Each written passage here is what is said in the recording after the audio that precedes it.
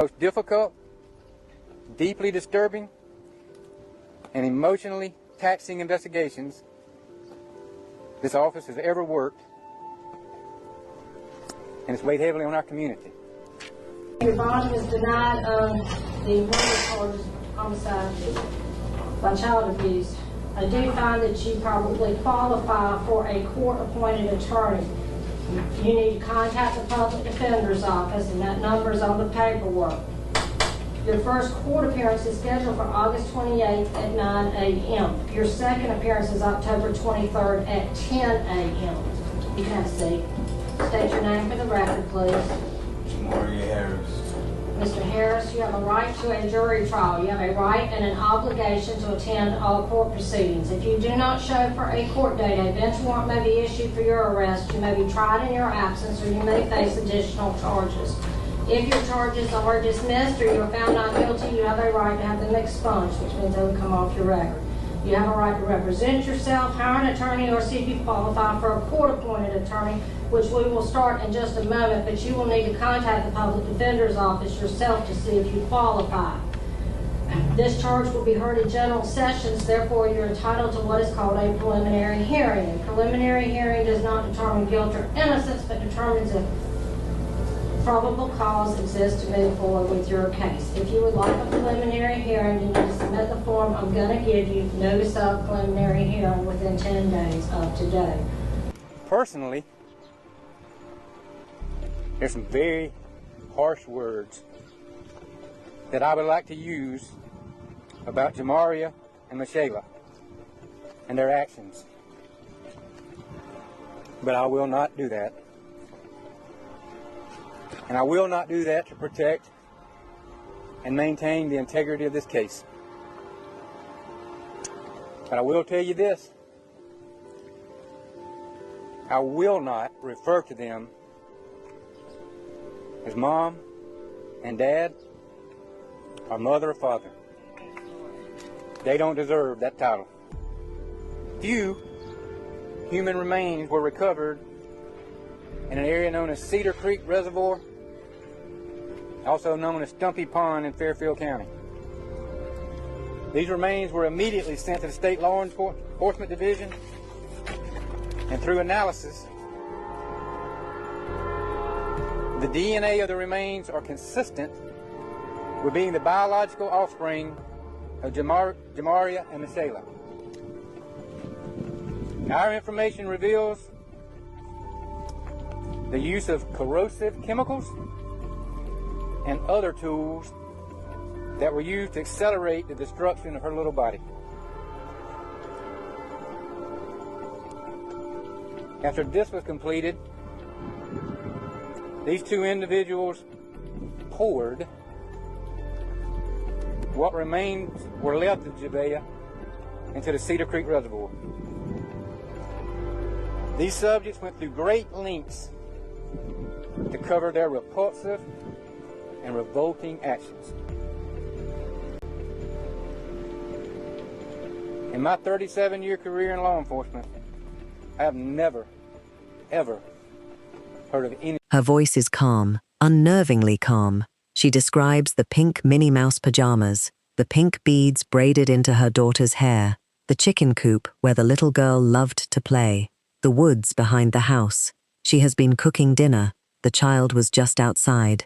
20 minutes ago, maybe 30, she describes everything, in the precise, heartbreaking detail that only a mother truly could. What she never describes is where her daughter actually is. Welcome back to Motive Theory. To our subscribers, thank you for keeping these stories alive. New here? Subscribe, drop where you're watching from in the comments, and fair warning, this case is one of the most disturbing we have ever covered. What investigators found next shattered everyone who touched this case. Stay with us. This is a story you need to hear from the beginning. Before we go any further, you need to know who she was. Not what happened to her, not how this ends. Who she was. Javeayah Harris was 4 years old. 4. The age of scraped knees and bedtime negotiations. The age of believing the world is entirely safe because nobody has shown you otherwise yet. She wore pink, always pink. Her favorite character was Minnie Mouse, and if you put her in those pajamas, the ones with the little red bow print, she was the happiest child in any room. She had pink beads braided into her hair, the kind that click softly when a little girl runs, and Javeayah ran everywhere. She loved chickens. That is the detail that stops you, isn't it? In the backyard of the family home near Hillsborough Street and Ridgecrest Road in Aiken County, South Carolina, there were chickens, and Javeayah chased them, squealing, laughing, bare feet on summer ground, completely unbothered by the heat that presses down on rural South Carolina like a hand on your shoulder in July. She was alive in the way only small children can be, fully, loudly, unself-consciously alive. People noticed her. Adults who met her walked away impressed. She held conversations, real ones, back and forth exchanges that made grown people pause and think, this child is something else. She was described as bright, friendly, and open in a way that sometimes worried the people who loved her. She trusted strangers. She smiled at everyone. She had not yet learned that the world required caution. Aiken County is the kind of place where people know their neighbors, where the summers are long and loud with insects and children, where backyards bleed into tree lines and the roads curve through stretches of green that make the city feel like another universe entirely. The family had recently moved here from Clinton, South Carolina, a small town in Union County, about an hour and a half north. A new home, a new neighborhood, a fresh start, or at least that is what it should have been. She was approximately 3 feet 6 inches tall, about 40 pounds, a little girl with a big personality, a contagious laugh, and pink beads in her braids. She had no idea what was coming, and in a moment, neither will you. It is 8:45 p.m. on Tuesday, June 30th, 2026. The sun is going down over Aiken County, and a woman picks up the phone and dials 911. Her name is Michilae Herring. She is 22 years old. She is 39 weeks pregnant, days, maybe hours, from giving birth, and she is calling because her 4-year-old daughter is missing. Her voice does not crack. It does not shake. She tells the dispatcher she had been inside, cooking dinner, while Javeayah played outside. She says it had been 20 minutes, maybe 30, since she last checked on her. She stepped out to bring the child in as darkness started to fall and the yard was empty. She describes the pink Minnie Mouse pajamas, the pink beads in her braided hair. She mentions the chicken coop, Javeayah's favorite spot. The wooded trail behind the house where the family sometimes walked their dogs. She flags the trail specifically, mentions that people use it, crackheads, she says, her word, and that it had always made her uneasy. She is 39 weeks pregnant, she explains. She cannot run. She cannot keep up. The call is detailed, specific. The kind of specific that sounds like a mother who knows her child. The pajamas, the beads, the exact spots she would wander. Dispatchers send officers immediately. And then her boyfriend comes home. Javeayah Harris, 23 years old, had spent the evening running errands. Gas, drinks, a laundromat, multiple stops across town while his girlfriend watched their daughter at home. He turns onto the street and sees the police lights, blue and red, strobing against the trees.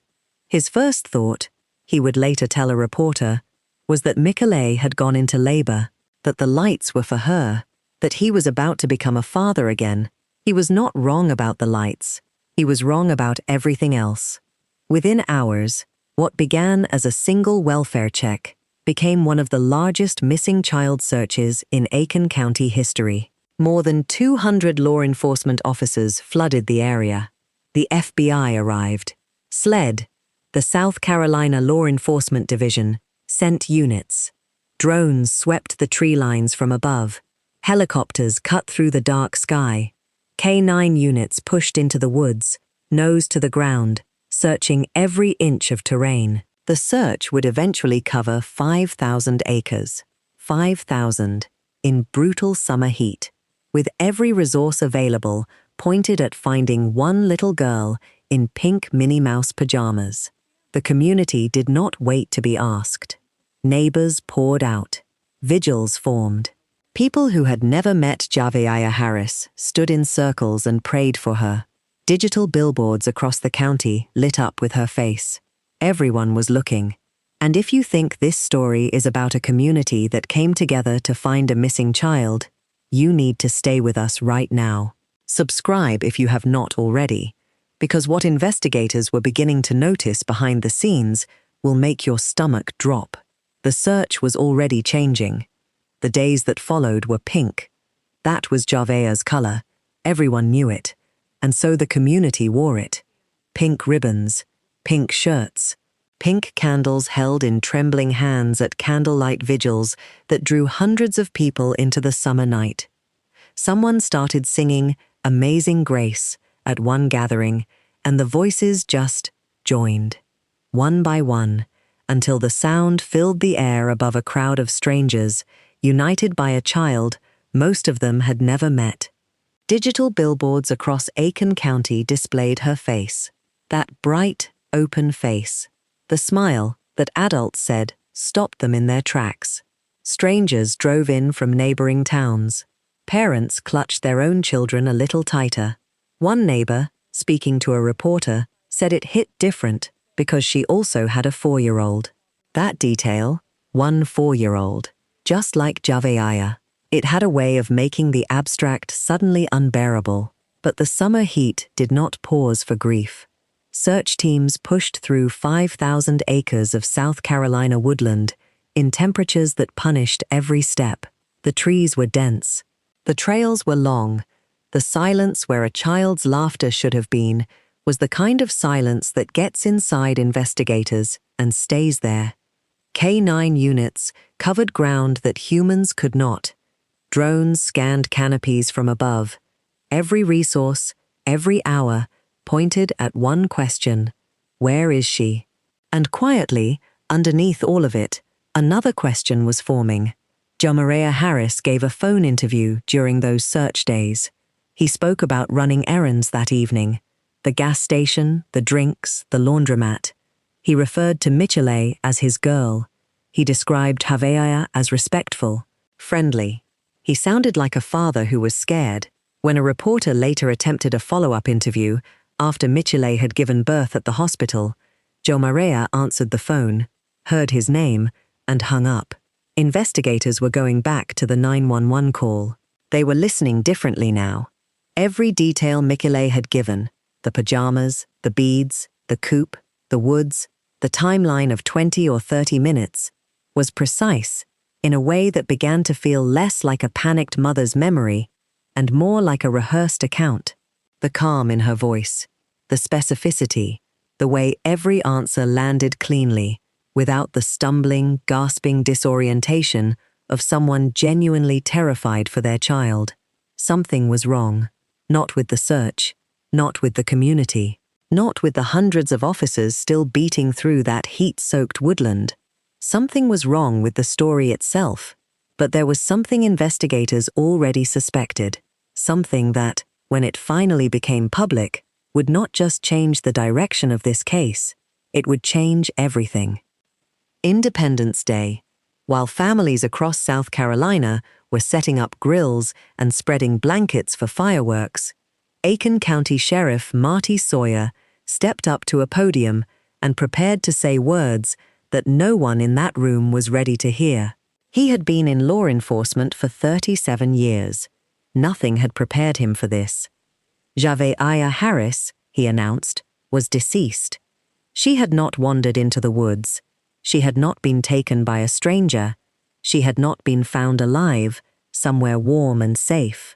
She was gone, and investigators now believed she had been gone for at least a month before that 911 call was ever placed, before the vigils, before the billboards, before 200 officers spent days searching 5,000 acres in the summer heat. She was already gone. Both parents were under arrest.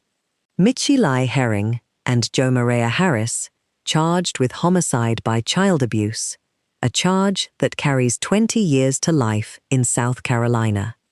The arrest warrants used a phrase that hit the room like a closed fist: extreme indifference to human life. Not an accident, not negligence born of overwhelm.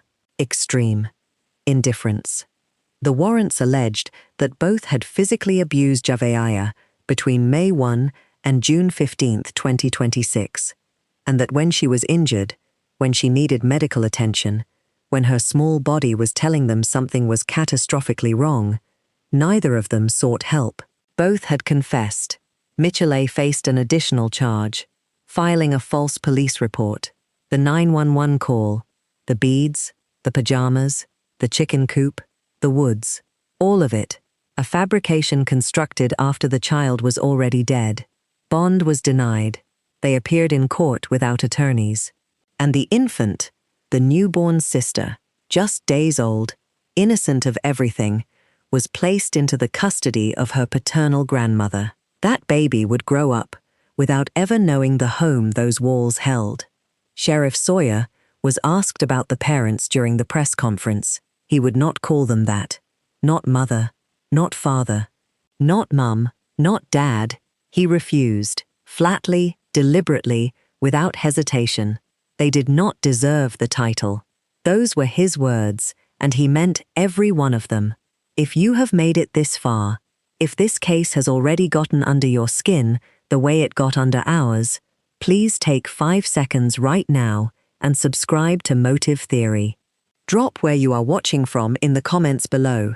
Share this video, because Javeayah Harris deserves every set of eyes on her story. And we are not even at the worst part yet. 9 days later, Sheriff Sawyer returned to the podium. This time, he looked different. The composed, measured lawman who had stood before cameras on Independence Day carried something heavier now. It was visible, in his jaw, in the deliberate way he chose each word, in the pauses that stretched just a beat too long. 37 years in law enforcement. 37 years of crime scenes and courtrooms and conversations no human being should ever have to have. And standing there, on July 9, 2026, Marty Sawyer told the people of Aiken County that this case, was the most difficult, most deeply disturbing, most emotionally taxing investigation his office had ever worked. Let that land for a moment. 37 years, and this was the worst. He announced that human remains had been recovered from Cedar Creek Reservoir, also known as Stumpy Pond, in Fairfield County, South Carolina, 80 miles away, more than 80 miles from the home on Hillsborough Street, where Javeayah had chased chickens and worn her pink Minnie Mouse pajamas. Sled divers had spent hours submerged in that water, working in conditions that no one who signs up for law enforcement ever truly prepares for. What they recovered was small, partial, devastatingly incomplete. DNA analysis confirmed it. The remains were consistent with the biological offspring of Johmarea Harris and Michilae Herring. They had found what was left of her, because what investigators uncovered next was not just that Javeayah had been killed, it was what happened after. Inside the Hillsborough Street residence, the home with the chicken coop, the wooded trail, the backyard where a little girl had played, the parents had used corrosive chemicals to accelerate the destruction of her body. Deliberately, methodically, they had applied those chemicals to what remained of their 4-year-old daughter, and they had worked to make sure as little as possible survived. Then they had gathered what was left, driven it across county lines, 80 miles through South Carolina Highway, and poured it into a reservoir. Poured. Sheriff Sawyer said they had gone to great lengths to conceal what they had done. Additional charges were filed against both: destruction and desecration of human remains. He stated plainly that the full recovery of Javeayah's body was unlikely, that there may never be a complete set of remains to lay to rest, that the family, the community, and the investigators who had given everything to this case would have to carry that truth forward with them. The officers in that room were not robots. One of them said so. Exactly that. We are human beings, not robots. And it showed. It showed in every press conference, every pink ribbon pinned to a uniform, every diver who went back under that water one more time. If this case has moved you, and we know it has, subscribe to Motive Theory right now. Share this video, because the world needs to know Javeayah's name, and we still have more to uncover. Now we go back. Because the story of Javeayah Harris does not begin on June 30th, 2026. It does not begin with a 911 call or a missing child report or 200 officers fanning out across 5,000 acres.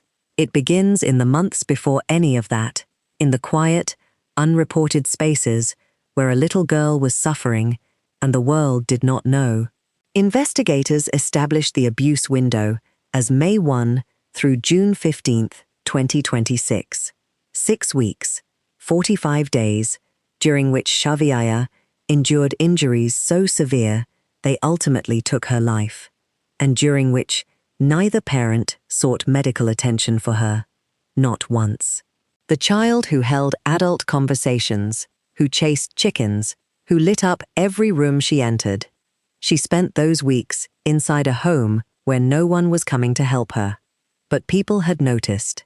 Long before Aiken, back in Clinton, South Carolina, in Union County, where the family had lived before the move, neighbors had noticed. They fed her. That is what they said afterward. Neighbors in Clinton had fed Javeayah, had bathed her, had provided clothes. They had stepped in, quietly and informally, doing what they could, in the absence of what should have been done at home. And when the family packed up and left Clinton for Aiken County, at least one neighbor was not relieved. She was worried. The words she used have stayed with everyone who heard them since. Where is she taking this baby? That question deserved an answer. It never got one. In Aiken County, there had been a domestic incident in March 2026, just months before the abuse window opened. Law enforcement responded. In Clinton, there had been a prior call as well, a verbal altercation at an apartment complex. 2 separate incidents, 2 separate jurisdictions, 2 opportunities for someone in an official capacity to ask, is there a child in this home? Is she safe? Javeayah's name appeared on neither report, not once, in either case. Whether officers asked about children and were satisfied with the answer, or whether the question was never raised at all, the result was the same. A 4-year-old girl was invisible inside a system designed to protect her. And then came the move. Clinton to Aiken, a new county, new neighbors, new law enforcement jurisdiction, a clean slate on paper. Investigators would later piece together a picture that raised an unavoidable question. Was the relocation deliberate? Was Aiken chosen because Clinton was becoming too familiar with the family's circumstances? Because the neighbors who were feeding and bathing a child were getting too close to the truth? These are questions a courtroom will have to answer. But here is what we know right now. In the days since the arrests, since the reservoir, since the charges of desecration were added to an already devastating case file, new evidence has surfaced.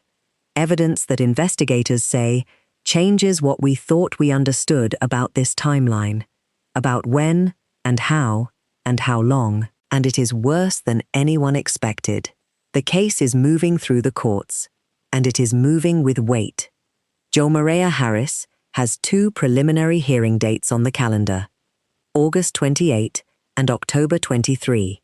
Michilae Herring faces similar proceedings. Both appeared in court without attorneys present. Both were denied bond. The charges, homicide by child abuse, destruction and desecration of human remains, and in Michilae's case, filing a false police report, will be heard in General Sessions Court, where the full gravity of what happened to Javeayah Harris will be laid out before a judge and eventually a jury. And now, New evidence has entered the picture. Investigators are not releasing every detail, not yet, not while the case is still being built, but what has emerged suggests the timeline is more complex than the arrest warrants initially captured. Evidence that speaks to the period before May 1. Evidence that may push back the window of what Javeayah endured and for how long. Evidence that, according to those close to the investigation, makes an already devastating case measurably worse. When a case this dark gets described as worse, that word should stop you cold. The collaborative effort behind this investigation has been extraordinary. Sled divers returned to Cedar Creek Reservoir multiple times, pushing through conditions that tested every limit. The DNR assisted with water recovery operations. Fairfield County authorities coordinated across jurisdictional lines without hesitation. The FBI provided resources and analytical support from the earliest days of the search. Multiple agencies, across multiple counties, working in unison for a 4-year-old girl who deserved every single hour they gave. Sheriff Sawyer was direct about what the recovery operation could and could not deliver. The use of corrosive chemicals at the Hillsborough Street home had been thorough and deliberate. What was recovered from the reservoir was partial. It is unlikely, he said, that the full remains of Javeayah Harris will ever be recovered.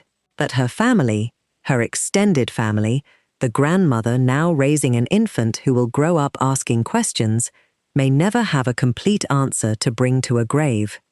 That infant, that baby girl, days old when her parents were arrested, now safe in the arms of her paternal grandmother. She is the thread of redemption in a story that has very few. She will be protected. She will be loved. She will not grow up in that house. Justice for Javeayah is still being pursued, and we will continue to cover every development as it unfolds. Subscribe to Motive Theory so you never miss an update. Click the notification bell. This case is not over. Aiken County showed up for her. In the days after the arrests, after the reservoir, after the words corrosive chemicals and desecration entered the public record, the community did not look away. They leaned in. They wore pink. Hundreds of people who never once heard Javeayah's laugh or watched her chase chickens across a summer yard gathered at candlelight vigils and refused to let her name dissolve into a news cycle. Law enforcement officers pinned pink ribbons to their uniforms. Detectives wore pink ties to press conferences. These were men and women who had spent days searching 5,000 acres, who had sat through briefings that would haunt them for the rest of their careers, who had watched sled divers surface from a reservoir with what little remained of a 4-year-old girl. One of them said it plainly, in the way that only someone carrying that kind of weight can. We are human beings, not robots. A bike giveaway was planned in Javeayah's honor for July 25, because someone decided that the way to keep her memory alive was to give joy to children who are still here to receive it. That is the kind of response a community gives when it refuses to be defined by its worst moment. She trusted the world completely. That was who she was. Open, friendly, bright, unguarded. She walked towards strangers with a smile, because no one had yet taught her to be afraid. She deserved a world that honored that trust. She deserved protection, safety, and every single year she was never given. She deserved to grow up, and so we come back to where we started, to pink Minnie Mouse pajamas, to pink beads clicking softly in braided hair, to a little girl playing outside in the last of the evening light. She was right there. She deserved so much more. To everyone who watched until the end, thank you. You are the reason these stories reach the people they need to reach. If you are new here, subscribe to Motive Theory and hit that notification bell so you never miss a case. Drop where you are watching from in the comments. We read every single one. And to our subscribers who have shared, liked, and kept this channel growing, this is because of you. Every view is a voice for someone who no longer has one. Hit subscribe. This is Javeayah's story, and she deserved to have it told.